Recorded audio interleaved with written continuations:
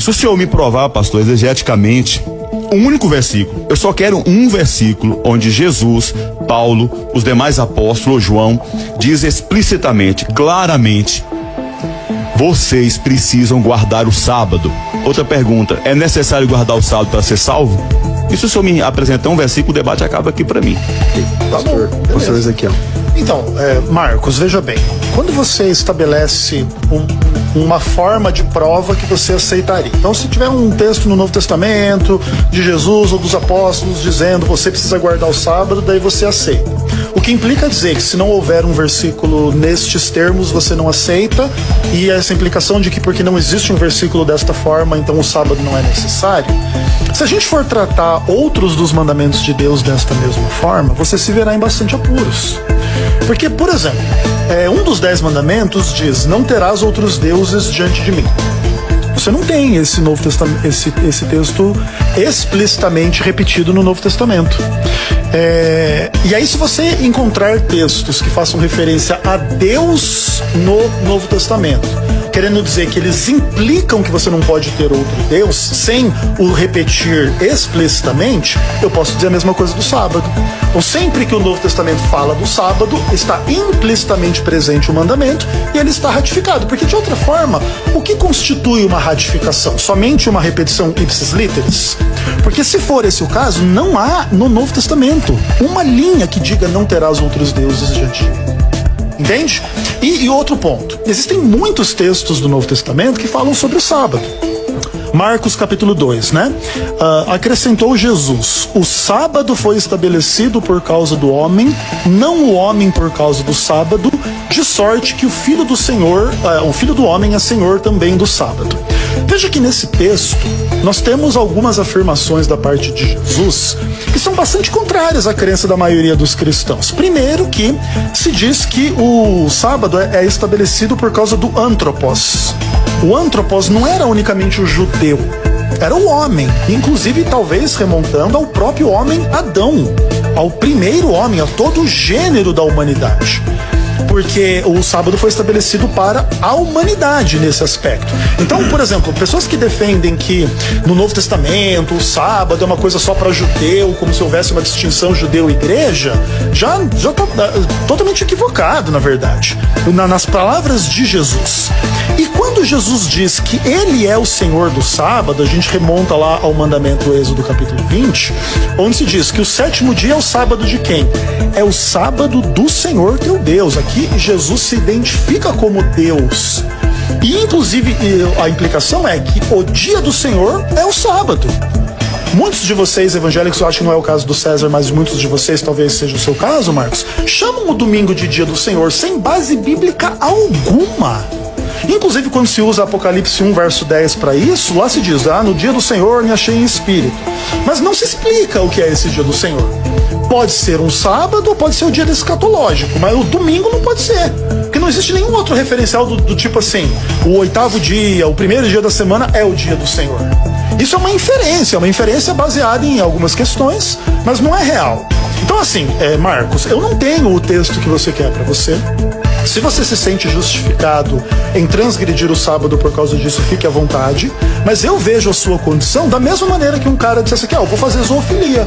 Você não tem um texto do Novo Testamento para me dizer, que pena, vou eu continuar com a minha prática baseada no Antigo Testamento. Reverendo Marcos.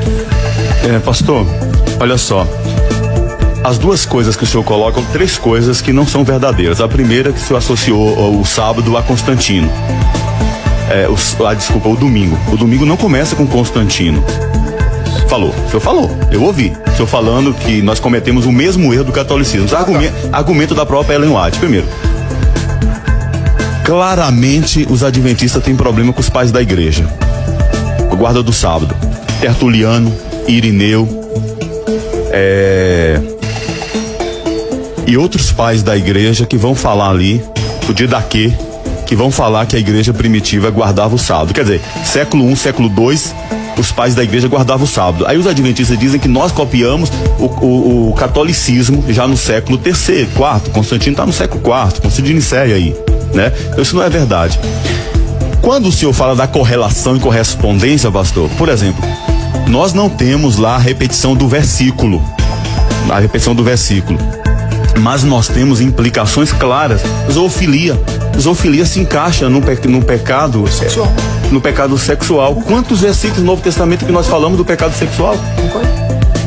Porneia, a expressão grega porneia, pastor, tem a ver com toda a prática de pecado sexual. O senhor fala de idolatria. Aí o senhor fala que não há correspondência entre o primeiro mandamento e o Novo Testamento sobre textos de idolatria. Basta citar Apocalipse 21:8, que os idólatras irão para o inferno. Eu posso, como crente, fazer uma associação entre o primeiro mandamento e Apocalipse 21:8? Lógico, há uma relação muito tranquila. O sábado, o senhor falou assim, ó, é como se eu estivesse dizendo aqui para mim, ó, eu vou ficar lhe devendo um versículo. Não adianta, pastor, todas as vezes que o senhor vier nesse programa, o senhor não vai ter um versículo sequer afirmando que nós devemos guardar sábado. Por quê? Quem guardou o sábado? Quem cumpriu o sábado? E aí eu digo para o senhor que nós guardamos o sábado. Em que sentido? No sentido de que Cristo cumpriu a lei. E nesse sentido eu vou dizer que a lei é boa. E é por isso que eu digo que a lei de Deus, Cristo cumpriu a lei no nosso lugar, Cristo guardou o sábado no nosso lugar. Então o princípio do sábado está estabelecido. Ah, mas o dia do Senhor no Apocalipse. Eu discordo também exegeticamente que aqui não está falando de domingo. Por quê? A expressão dia do Senhor, para mim, ali é a expressão da manifestação de Cristo a João, ele de Fátima. Dia do Senhor é o dia que o Senhor apareceu a ele, eu concordo. Agora, nós temos todos os textos no Novo Testamento que mostram para nós que a igreja, ela se reunia no domingo. No domingo, em Atos dos Apóstolos, qual era o dia que a igreja se reuniu? A igreja se reunia no domingo, dia de coletar as ofertas, dia de domingo, dia da ressurreição, dia de domingo. Então, desde a igreja primitiva, a igreja primitiva cultuava no domingo, certo? A igreja se reunia no domingo.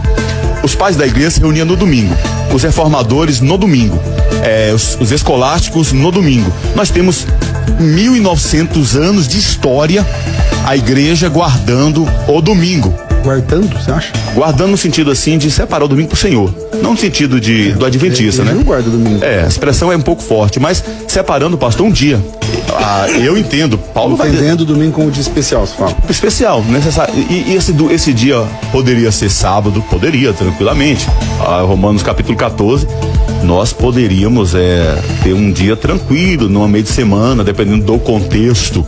A Bíblia não nos diz qual o horário do culto, qual o dia do culto. Agora, é de se estranhar que a igreja no Novo Testamento se reunia no dia de domingo e nós não temos uma reunião da igreja no sábado, indicando que a igreja, ela entendeu que na nova aliança o sábado era cerimonial. E outra coisa, quando o senhor cita o sábado, olha que interessante, o senhor cita o sábado, textos que mostram Jesus falando do sábado. Jesus está claramente combatendo os fariseus. Ele estava combatendo o legalismo daqueles religiosos com relação ao sábado. E ele diz: eu sou senhor do sábado. Se ele é senhor do sábado, ele pode então modificá-lo, ele pode então cumpri-lo. E o que ele fez? Ele não veio necessariamente abolir o sábado, ele veio cumprir o sábado. Mateus capítulo 5, ele diz: eu não vim aqui revogar a lei, eu vim cumprir a lei. O sábado é cerimonial, queira ou não, é cerimonial. Nós não temos nenhuma relação, nenhuma correspondência no Novo Testamento.